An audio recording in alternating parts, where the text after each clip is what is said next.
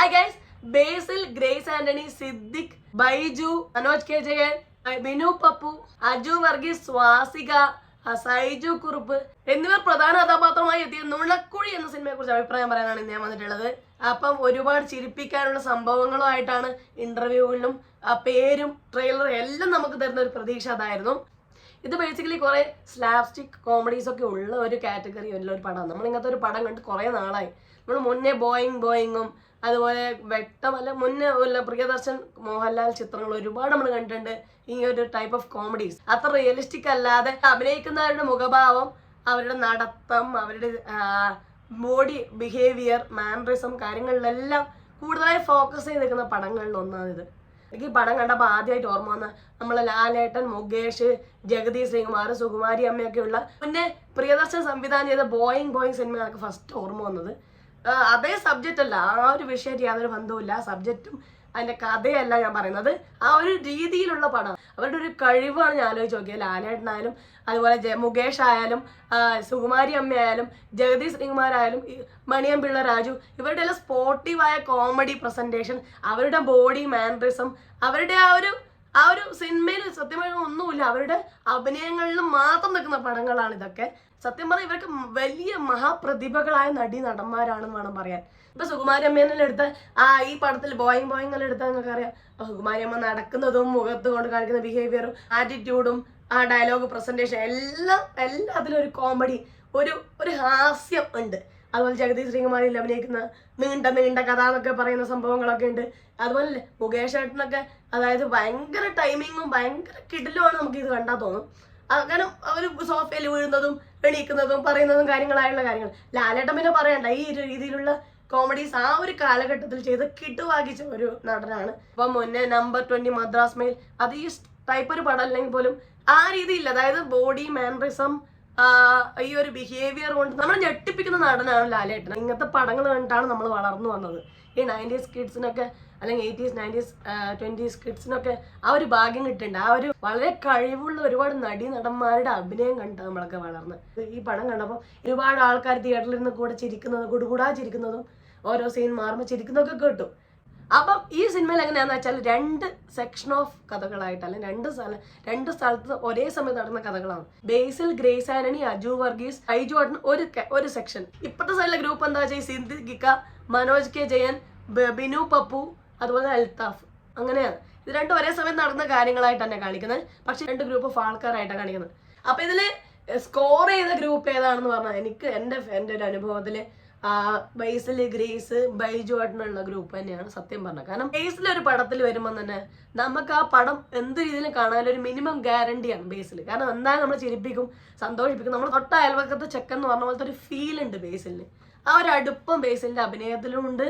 സ്ക്രീനിൽ വരുമ്പോൾ നമുക്ക് ആ ഫീൽ കിട്ടും. ആ ഒരു പ്രതീക്ഷ ഒട്ടും നശിപ്പിക്കാതെ തന്നെ ബേസിൽ ചെയ്തിട്ടുണ്ട്. അതുപോലെ തന്നെ ഗ്രേസ് അടിപൊളിയായിട്ട് ചെയ്തിട്ടുണ്ട്.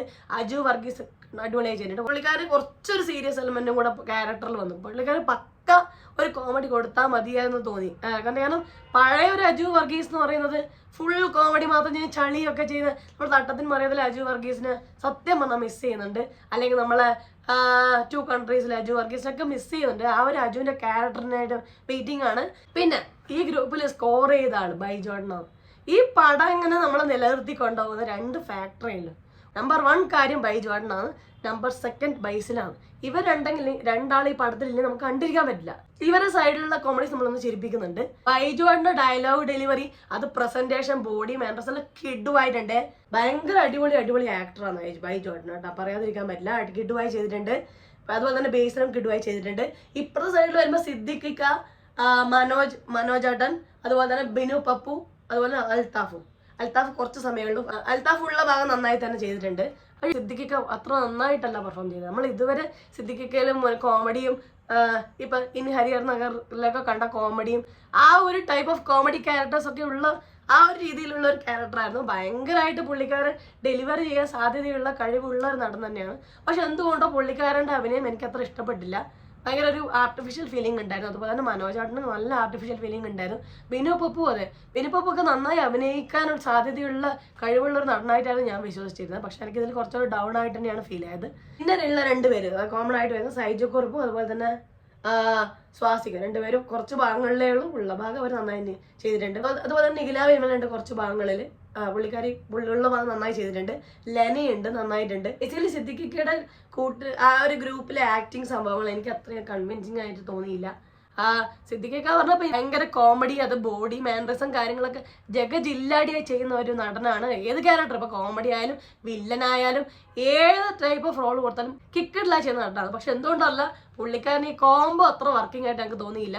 അപ്പോൾ ഇങ്ങനെയാണ് പടം പോകുന്നത്. പടം എനിക്ക് ഫസ്റ്റ് ഹാഫ് സെക്കൻഡ് ഹാഫ് ഒന്നും പറയില്ല, എല്ലാം എനിക്ക് ഒരേപോലെ പോകുന്നു. അതായത് തുടക്കത്തിലേ ഉള്ള ഒരേ style of comedy second half വരുന്നു, അത്രേ പറയാനുള്ളൂ. പിന്നെ പറയുന്നത് ജിത്തു ജോസഫ് ഡയറക്ടറെ കുറിച്ചാണ്. മൈ ബോസ് ഒരു തകർപ്പൻ കോമഡി സിനിമ എടുത്ത ഒരു ഡയറക്ടർ എങ്ങനെയാണ് ഇങ്ങനെ ഒരു സിനിമ എടുത്തത് എനിക്കറിയില്ല. റിപ്പീറ്റഡ് വാച്ച് ഉള്ള ഒരു പടമാണ്. നമുക്ക് ഏഷ്യാനെറ്റ് മ്യൂസിൽ ഏഷ്യാനിൽ സ്ഥിരമായിട്ട് കാണുന്ന ഒരു പടമാണ്. അത് നമുക്ക് അത്രയും കാണാൻ പറ്റും. അതിനുള്ള ഒരു കോമഡി സംഭവങ്ങളൊക്കെ വർക്കൗട്ട് ആയ ഒരു പടമാണ് മൈ ബോസ്. കുറച്ചുകൂടി ത്രില്ലർ പടങ്ങളായിരിക്കും ജിത്തു ജോസഫ് ഡയറക്ടറിനെ കുറച്ചും കൂടി അടിപൊളിയായിട്ട് ചെയ്യാൻ പറ്റുന്നത് എന്നുള്ളൊരു ഫീൽ ഉണ്ട്. ഇപ്പൊ ദൃശ്യമായാലും നേരായാലും അങ്ങനത്തെ പടങ്ങളൊക്കെ ഉണ്ടല്ലോ, ആ പടങ്ങളിലൊക്കെ പുലിയാണ്.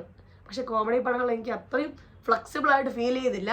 അപ്പൊ അത്രയേ ഉള്ളൂ. ഓൾ ടോട്ടൽ പറഞ്ഞാൽ കണ്ടിരിക്കാം. ഭയങ്കര സംഭവമായിട്ട് ഭയങ്കര ചിരിപ്പിച്ച് ഇതാക്കുന്നൊന്നും ഫീൽ ചെയ്തില്ല. എന്ന് വെച്ചാൽ എല്ലാവർക്കും അങ്ങനെ ആവണമെന്നില്ല. ഞാൻ ഇപ്പൊ തിയേറ്ററിൽ പോയപ്പോൾ ഒരുപാട് പേര് പുറകിലിരുന്നും സൈഡിലിരുന്നൊക്കെ ചിരിക്കുന്നുണ്ടായിരുന്നു. സോ മേ ബി നിങ്ങൾക്ക് വ്യത്യസ്തമായ ഒരു അഭിപ്രായമായിരിക്കും. നിങ്ങളുടെ അഭിപ്രായം എന്തൊക്കെയാണ്? നിങ്ങൾക്ക് ഈ പടം ഇഷ്ടപ്പെടാൻ കാരണം എന്തൊക്കെയാണ്? ഇഷ്ടപ്പെട്ടില്ലേ?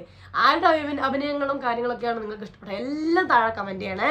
അപ്പൊ അത്രയും വീഡിയോ ലൈക്ക് ചെയ്യുക, സബ്സ്ക്രൈബ് ചെയ്ത് സപ്പോർട്ട് ചെയ്യുക, ഷെയർ ചെയ്യുക, കമന്റ് ചെയ്യുക. അപ്പൊ പറഞ്ഞ പോലെ എല്ലാവരും ഹാപ്പി ആയിട്ടിരിക്കുക. മറ്റോ റിവ്യൂ റിയാക്ഷനോ സോഷ്യൽ നെക്സ്റ്റ് ടൈം ആണ് അത് വരും.